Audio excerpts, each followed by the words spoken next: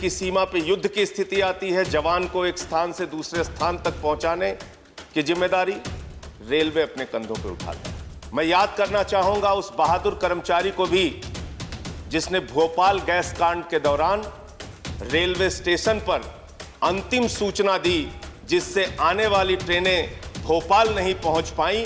उसका जीवन चला गया, लेकिन उसने लोगों की जान बचाई। लेकिन उस रेलवे के साथ आज सरकार क्या कर रही है, इसके बारे में हमें गंभीरतापूर्वक विचार करना पड़ेगा। उस हड़ताल में मांग थी कि 5 लाख कर्मचारियों को पक्का करो, और तब रेलवे के नियमित कर्मचारियों की संख्या थी 15 लाख, ट्रेनों की संख्या थी 11,000, आज ट्रेन हो गई 22,000, कर्मचारियों की संख्या घट के हो गई 13 लाख। 74 से आज कर्मचारी हम नहीं बढ़ा पाए, रोजगार हम नहीं बढ़ा पाए। तकनीक हम बढ़ाने का दावा करते हैं, लेकिन उस तकनीक से लोगों को रोजगार की वृद्धि कितनी हुई है हम नहीं बता पाए। निश्चित रूप से दुर्घटनाओं का जिक्र भी हुआ, उसमें कुछ कमी आई है, अच्छी बात है, लेकिन ये सब कुछ निजी हाथों में करने पर आमादा क्यों रहते हैं आप? सब कुछ बेचने के लिए तैयार क्यों रहती है सरकार? कभी कहते हैं एयरपोर्ट बेच देंगे, कभी कहते हैं सेल बेच देंगे। आउटसोर्सिंग एक शब्द है, हर चीज को आउटसोर्सिंग करना है। आउटसोर्सिंग कितना बड़ा घोटाला है और कितना बड़ा एक कर्मचारियों के साथ धोखा है, इसके बारे में भी सरकार को विचार करना चाहिए। ठेके पे आप सब कुछ दे देते हैं, सफाई से लेके सब कुछ आप ठेके पे दे देते हैं, और जो कर्मचारी काम करते हैं उन कर्मचारियों से ज्यादा तनख्वाह पे दस्तखत करा के कम तनख्वाह दी जाती है।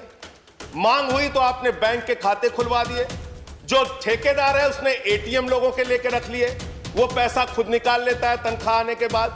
तो मेरा ये कहना है, ये एक आउटसोर्सिंग का जो नाम देके सारी चीजों को आप बाहरी व्यवस्था को निजी हाथों में देने का काम करते हैं, वो कर्मचारियों के साथ, ठेका मजदूरों के साथ एक बहुत बड़ा शोषण है। मैं आपके माध्यम से सरकार से सिर्फ इतना निवेदन करना चाहता हूं, अपने कमाऊ पूत को बेचने का काम मत कीजिए।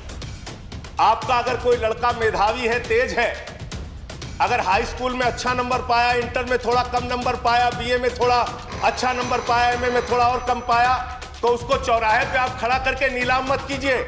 उस व्यवस्था को ठीक करने का काम कीजिए। रेलवे के कर्मचारियों पर भरोसा कीजिए। रेलवे को आगे बढ़ाने के लिए रेलवे कर्मचारियों को साथ में लेके जो सेवा अब तक वो करते आए हैं इस देश की। आपका अगर कोई लड़का मेधावी है, तेज है, अगर हाई स्कूल में अच्छा नंबर पाया, इंटर में थोड़ा कम नंबर पाया, बीए में थोड़ा अच्छा नंबर पाया, एमए में थोड़ा और कम पाया, तो उसको चौराहे पे आप खड़ा करके नीलाम मत कीजिए।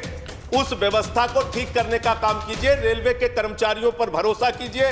रेलवे को आगे बढ़ाने के लिए रेलवे कर्मचारियों को साथ में लेके जो सेवा अब तक वो करते आए हैं इस देश की, वो करने का काम कीजिए। रेलवे को हर चीज को निजी हाथों में बेचने की जो आपकी सोच है, उस सोच पर रोक लगाइए।